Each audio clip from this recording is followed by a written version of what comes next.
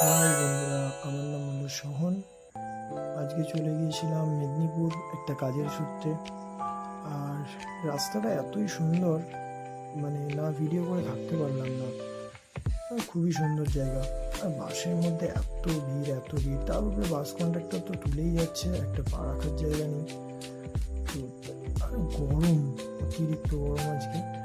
তো চলুন, বাসদিনে পৌঁছে গেছি, যেখানে কাজের সাইডে চারিদিক শুধু ফাঁকা মাঠ, আর মাঠের মাঝখানে একটা কোল্ড স্টোর করা আছে। ওখানে কোল্ড স্টোরে একটা ফ্যান মোটর খারাপ হয়ে গেছে।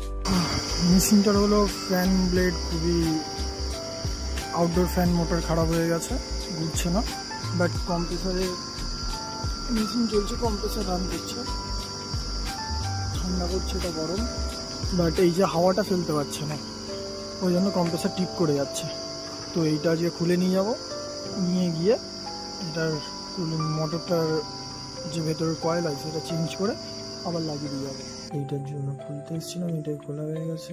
যা গরম! আর 5-10 মিনিটের কাজের জন্য 3 ঘন্টার ট্রাভেল করে আসতে হচ্ছে। অতিরিক্ত গরম লাগছিল আজকে। তো এইটার জন্য জাস্ট 5 মিনিট জাস্ট লেগেছে এটা খুলতে।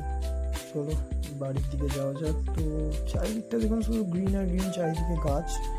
আর গাছ ছাড়া জায়গাটা খুবই সুন্দর, চারিদিকে শুধু গাছ আর গাছ, সবুজ আবরণে ঘেরা। আর গরমের মধ্যে না এখানে একটা আলাদাই তৃপ্তি, গাছের ছায়া, যতই বেশি হোক গাছের ছায়া বেস্ট একদম। চলুন বাড়ির দিকে যাওয়া যাক।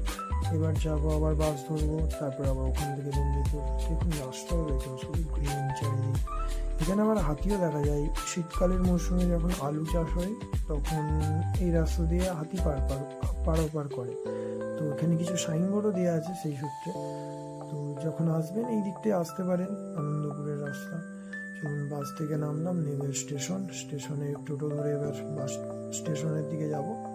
তো এসেই টিকিট কেটে নিলাম বাগনানের জন্য। আমি অবভিয়াসলি মেশিন থেকে কাটি, বেশি ভিড় থাকে না ওখানে, নাই লাইন দিতে হয় প্রচুর। তো চলুন, বাগনানের জন্য ম্যাক্সিমাম 1 ঘন্টার জন্য অপেক্ষা করছিলাম ট্রেনের জন্য মেদিনীপুর স্টেশনে। তারপর ট্রেন এলো। বাই বাই, পরের ব্লগে আবার দেখা হচ্ছে।